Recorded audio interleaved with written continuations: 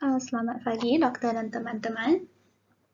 Perkenalkan, saya Nicole Enting Aiming dengan NIM 2002612128 dari kelompok KOAS 4. Jadi, hari ini saya akan mempresentasikan tentang terapi cairan.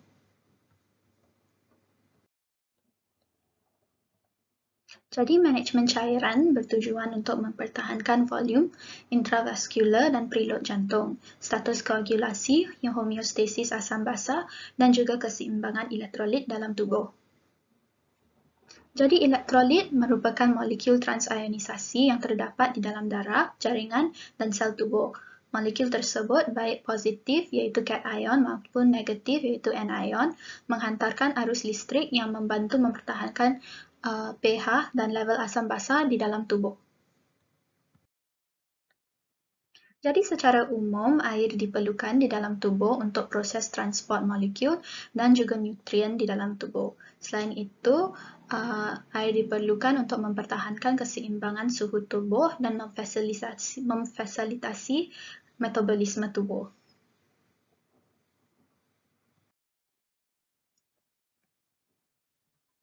Jadi ini adalah komposisi cairan tubuh di mana bayi normal mempunyai 70 hingga 75% dari berat badan totalnya dan untuk orang sebelum pubertas mempunyai 65% hingga 70% komposisi cairan tubuh dari berat badannya dan untuk orang dewasa mempunyai 50 hingga 60% dari berat badannya di mana lelaki mempunyai lebih banyak cairan dalam tubuh dibandingkan wanita. Jadi cairan tubuh juga bisa dibagi kepada cairan intraselular dan juga cairan ekstraselular.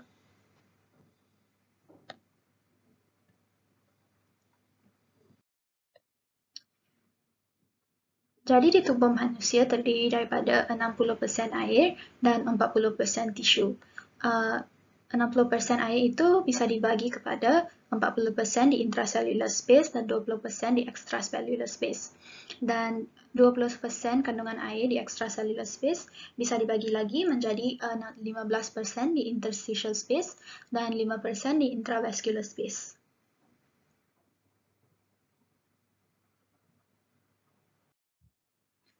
Sekarang, tabel ini menunjukkan kandungan air di dalam organ-organ tubuh. Jadi di otak mengandungi 84% air, ginjal mengandungi 83% air, kulit mengandungi 72% air, dan hati mengandungi 68% air, dan lemak mengandungi 10% air. Ini adalah estimasi cairan masuk dan juga estimasi cairan luar bagi orang dewasa per hari. Jadi per hari, estimasi cairan masuk dari sumber makanan adalah 1000 ml, minuman adalah 12,000 ml, hasil metabolisme 300 ml, dan estimasi cairan keluar dari segi urin 1500 ml, feces 500 hingga 1000 ml, dan untuk insatiable water loss 300 ml per hari.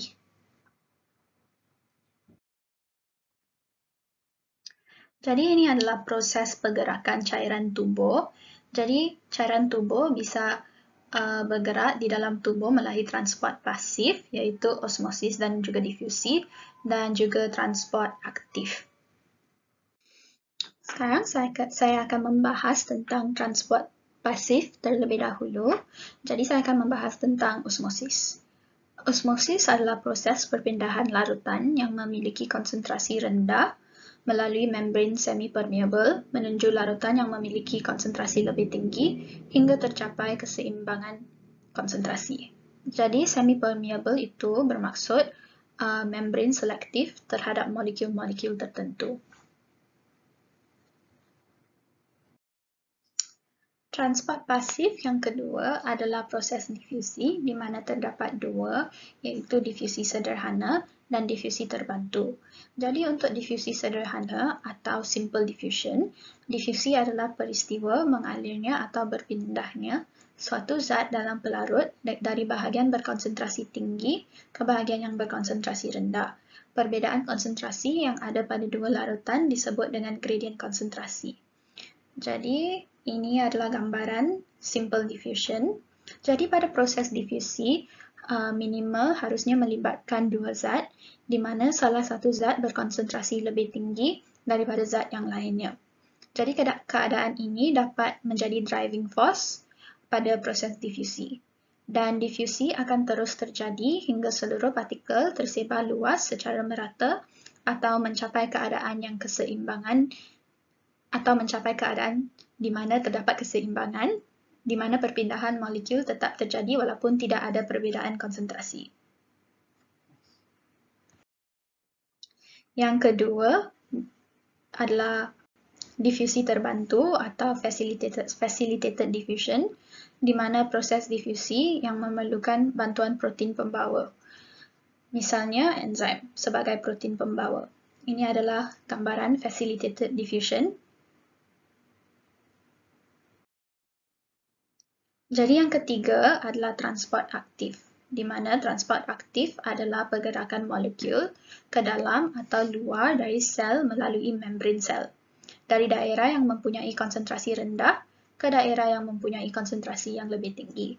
Jadi partikel akan bergerak melawan gradien konsentrasi menggunakan energi yang dilepaskan selama respirasi, yaitu ATP.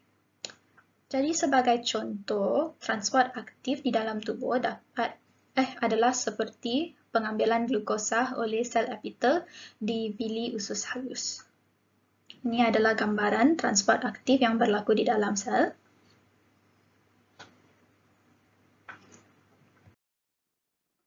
Sekarang saya akan membahas tentang manajemen cairan. Manajemen cairan merupakan aspek penting untuk setiap pasien yang dirawat di rumah sakit. Jadi manajemen cairan ini apabila kondisi memungkinkan, pasien harus mengambil cairan secara oral kerana ini adalah route alami asupan cairan. Namun, apabila terdapat kondisi yang tidak memungkinkan, misalnya jika pasien mempunyai trauma di mulut, port di-entry lain harus digunakan untuk memberikan cairan kepada pasien. Port di-entry lain adalah seperti intravena. Dan sebelum memberikan cairan ke pasien, doktor harus melakukan asesmen cairan tubuh pasien terlebih dahulu.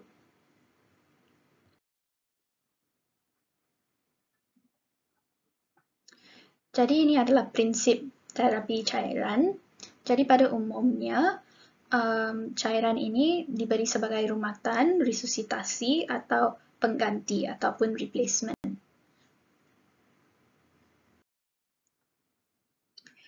Jadi terdapat 3 aspek di mana cairan akan diberi kepada pasien, iaitu resusitasi, yang kedua adalah rumatan ataupun maintenance, yang ketiga adalah penggantian ataupun replacement.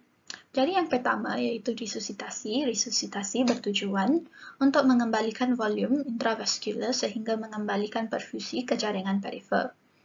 Jadi cairan yang bisa dipakai untuk resusitasi adalah cairan kristaloid. Yang kedua adalah rumatan ataupun maintenance. Maintenance ini bertujuan untuk menyediakan cairan elektrolit yang tidak dapat dipenuhi melalui route oral. Jadi pada pasien dewasa, kebutuhan cairan rumatan adalah 25 hingga 30 ml per kg berat badan per hari. Jadi cairan rumatan yang bisa dipakai adalah seperti ringan lactate, NaCl 0,9 dan glukosa 5%. Yang ketiga adalah penggantian ataupun replacement. Jadi penggantian bertujuan untuk menggantikan cairan yang hilang keluar tubuh yang sedang berlangsung. Jenis cairan yang bisa dipakai adalah berdasarkan kondisi pasien. Sebagai contoh, apabila terdapat trauma pada pasien di mana terdapat kehilangan cairan intraselular, jenis cairan yang digunakan adalah cairan kristaloid. Jadi ini adalah tabel yang menunjukkan cairan pengganti yang sesuai dengan kondisi pasien. Jadi apabila terdapat kehilangan darah, cairan pengganti yang sesuai adalah ringan asetate, ringan lactate, NaCl 0,9, koloid dan produk darah.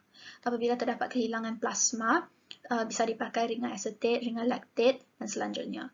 Apabila terdapat kehilangan cairan di rongga ketiga, bisa dipakai ringan asetate, ringan lactate dan NaCl 0,9%. Apabila terdapat kehilangan cairan di nasogastrik, bisa dipakai NaCl 0,45%, Dan selanjutnya, dan apabila terdapat kehilangan cairan di saluran cerna atas, bisa dipakai NaCl 0,9 dan juga disertai dengan kalium. Apabila pasien terdapat diare, cairan pengganti yang sesuai untuk pasien tersebut adalah seperti NaCl 0,9 dan selanjutnya. Jadi, cairan bisa dibagi kepada dua, yaitu cairan kristaloid dan cairan koloid. Cairan kristaloid mengandungi natrium klorida, natrium glukonat, natrium asetat, kalium klorida, magnesium klorida, dan glukosa. Jadi, cairan kristaloid ini mengembalikan keseimbangan elektrolit, mengembalikan keseimbangan pH, menghidrasi tubuh, dan sebagai cairan resusitasi.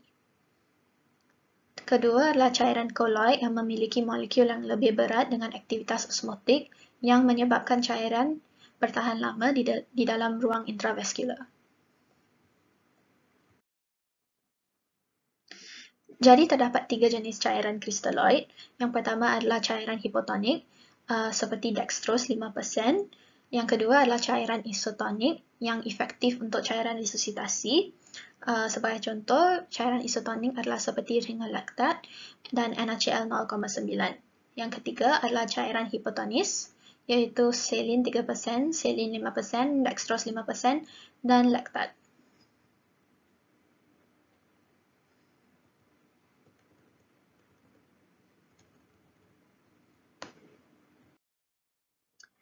Jadi ini adalah gambaran dextrose dan juga ringan laktat yang sering dipakai di rumah sakit. Sekarang saya akan membahas tentang cairan koloid. Koloid digunakan untuk resusitasi cairan pada pasien dengan defisit cairan berat seperti apabila pasien mengalami shock hipovolemik, hemorrhagic sebelum diberikan transfusi darah. Yang kedua, apabila pasien mengalami hipoalbuminia yang berat. Dan yang ketiga, apabila pasien mengalami kehilangan protein dengan jumlah yang besar. Jadi terdapat dua jenis koloid, iaitu koloid alami dan koloid sintetik. Koloid alami mengandungi albumin, alpha-globulin, dan beta-globulin. Terdapat dua jenis koloid alami, yaitu albumin endogen dan albumin exogen. Yang kedua adalah koloid sintetik, seperti dextrose, hydroethyl starch, dan gelatin. Sekarang saya akan membahas tentang albumin. Jadi, albumin merupakan jenis koloid alami yang dimurnikan dari plasma manusia. Jadi, jenis albumin yang sering dipakai adalah plasbumin 20 dan plasbumin 25. Albumin ini dipakai apabila pasien mendapat hipoalbuminemia, hipoproteinemia, shock hipovolemik, gagal ginjal akut, luka bakar, dan selulitis luas. Kontraindikasi pemakaian albumin adalah apabila pasien mengalami gagal jantung dan juga anemia. Seterusnya adalah dextran, iaitu satu koloid sintetik. Jadi dextran yang sering dipakai adalah dextran 40 dan dextran 70. Dextran 70 lebih efektif daripada dextran 40. Indikasi pemakaian dextran adalah apabila pasien mengalami shock hipovolemik dan untuk mencegah deep vein thrombosis. Kontraindikasi pemakaian dextran adalah apabila pasien mengalami gagal ginjal, hemofilia, dan pada pasien hamil. Koloid sintetik yang seterusnya adalah hydroxyethyl starch yang merupakan derivatif dari amylopectin. Jadi hydroxyethyl starch ini bisa dicampurkan 6% dalam larutan garam fisiologis untuk pemakaiannya. Indikasi untuk pemakaian hydroxyethyl starch ini adalah apabila pasien mengalami shock hipovolemik, dan kontraindikasinya adalah apabila pasien mengalami gagal ginjal dan hipersensitivitas.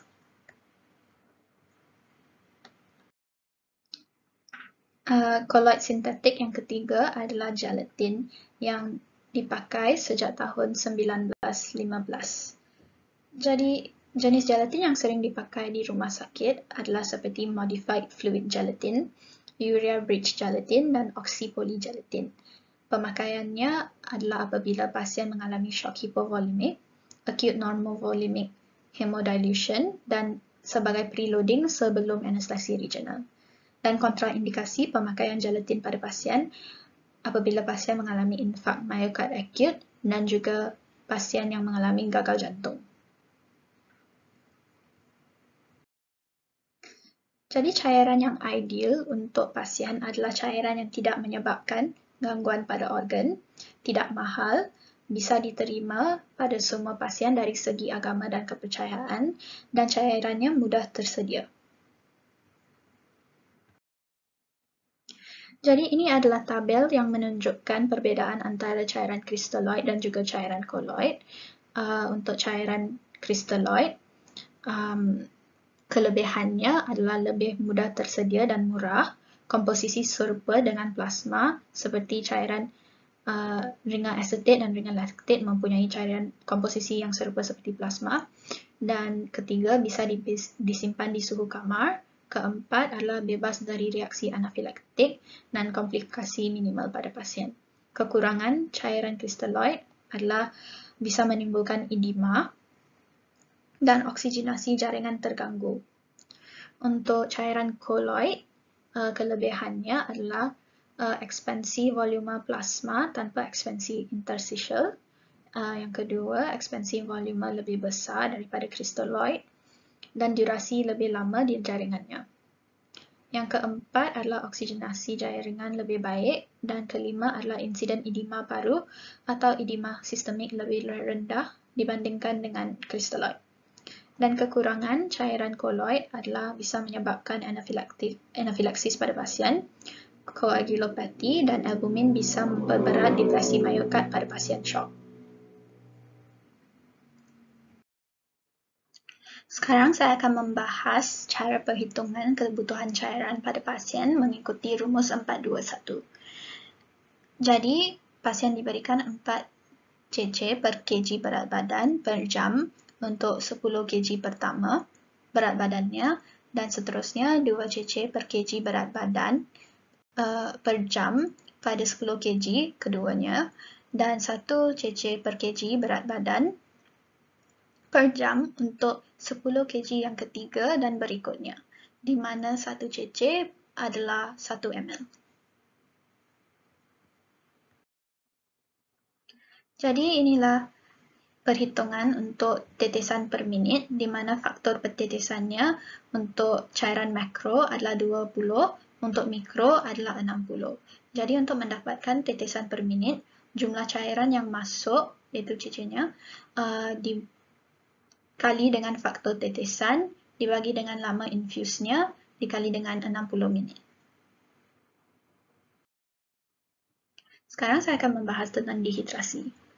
Jadi dehidrasi adalah kondisi ketika tubuh kehilangan lebih banyak cairan daripada yang didapatkan, sehingga keseimbangan zat, gula, dan garam menjadi terganggu. Akibatnya, tubuh tidak dapat berfungsi secara normal. Jadi tanda-tanda dehidrasi dapat dilihat melalui pemeriksaan fizik dan juga pemeriksaan lab. Jadi untuk menentukan tingkat dehidrasi pada pasien bisa dilakukan melalui pemeriksaan fizik, di mana terdapat 3 klasifikasi dehidrasi, iaitu mild dehydration, moderate dehydration, dan severe dehydration. Pada mild dehydration, kehilangan cairan adalah kurang dari 6%, tingkat kesedaran pasien masih alert, capillary refill time pasien adalah kurang dari 2 detik, dan mucous membrane pasien masih normal, heart rate pasien normal atau slightly increase, dan respiratory rate pasien masih normal, dan nadi pasien juga normal, dan turgor kulit pasien juga normal. Untuk moderate dehydration, iaitu kehilangan cairan sebanyak 6 hingga 10% dari berat badan pasien, tingkat kesedaran pasien lethargic, capillary refill time pasien 2 hingga 4 detik, dan mucous membrane pasien itu kering. Heart rate pasien bisa meningkat, dan respirasi rate pasien juga meningkat. Blood pressure pada pasien masih normal, tetapi terdapat abnormalitas ortostatik. Dan pulsasi pada pasien steady. Dan turgor kulit pasien adalah lambat. Untuk severe dehydration, kehilangan cairan pada pasien adalah lebih dari 10% dari berat badan pasien, tingkat kesadaran pasien bisa koma atau obtunded, dan capillary refill time pada pasien adalah di atas 4 detik, dan mucous membrane pasien kelihatan sedikit crack dan juga kering. Heart rate pada pasien meningkat, respirasi rate pada pasien meningkat dan juga terjadi hyperapnea, dan blood pressure pada pasien menurun. Pulsasi pada pasien impalpable, iaitu tidak teraba, dan kulit turgor kulitnya tenting. Dan pada mild dehydration, eye appearance-nya normal dan urine output-nya decrease. Pada moderate dehydration, eye appearance-nya sunken dan urine output-nya mengalami oliguria. Dan pada severe dehydration, eye appearance-nya very sunken dan pasiennya juga mengalami oliguria. Jadi ini adalah klasifikasi derajat dehidrasi menurut WHO. Jadi terdapat 3 klasifikasi, iaitu A, B, C. Dan pada A, keadaan umum pasien masih baik dan sadar, mata pasien masih normal, air mata pasien masih ada, mulut dan lidah basah, pasien tidak haus dan turgor kulit kembali dengan cepat. Untuk B, keadaan umum pasien gelisah dan rewel, matanya cekung, air matanya tidak ada, mulut dan lidah kering, pasiennya haus dan ingin minum banyak, dan turgor kulitnya lambat. Dan yang ketiga, iaitu C, pasiennya lesu dan tidak sadar, matanya sangat cekung, air matanya kering, mulut dan lidahnya sangat kering, dan pasien tidak bisa minum dan turgor kulit kembali sangat lambat. Jadi apabila dehidrasi ringan, terdapat satu tanda atau lebih tanda lain pada kolom B, dan dehidrasi berat jika terdapat satu tanda atau tanda lebih pada kolom C. Jadi dehidrasi juga dapat dilihat daripada pemeriksaan lab di mana kreatinin, jika kreatinin pasien meningkat bermaksud dehidrasi, dan apabila osmolaritas darah meningkat menandai dehidrasi juga, dan apabila hematokrit pasien meningkat itu menandakan dehidrasi juga, dan apabila natrium meningkat iaitu hypernatremia, pasien itu juga mengalami dehidrasi. Jadi untuk terapi dehidrasi, pasien bisa mengambil larutan rehidrasi oral ataupun Oralit. Dan yang kedua ialah rehidrasi intravena, yang di mana cairan kristaloid dipakai. Sekian sahaja presentasi saya pada hari ini. Terima kasih.